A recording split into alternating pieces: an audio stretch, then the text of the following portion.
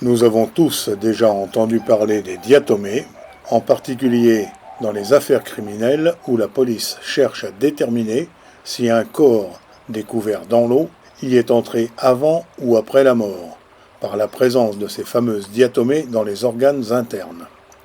Bref, le sujet n'est pas là. Nous voyons donc ici des groupes de diatomées dont j'ai pu déterminer au moins 5 espèces différentes. Les diatomées sont des algues unicellulaires dont le corps est protégé par 2 frustules, aussi appelées tèques. Nous voyons clairement sur certains des individus le nodule, qui est la partie centrale légèrement plus claire, et le raphé, qui est cette ligne longitudinale parcourant l'épithèque sur toute la longueur du frustule. Certaines espèces se déplacent très rapidement, et d'autres font des sortes de va-et-vient. Le mode de déplacement des diatomées n'est pas encore bien déterminé. La couleur générale des diatomées est verte ou brune.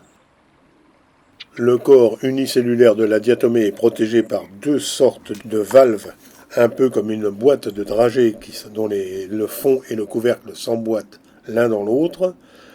Chez la diatomée, on parle de thèque. L'hypothèque pour la partie inférieure, qui s'emboîte dans l'épithèque, qui est la partie supérieure. Les diatomées sont des algues autotrophes, c'est-à-dire qu'elles fabriquent elles-mêmes leur propre nourriture, ce que l'on appelle la photosynthèse.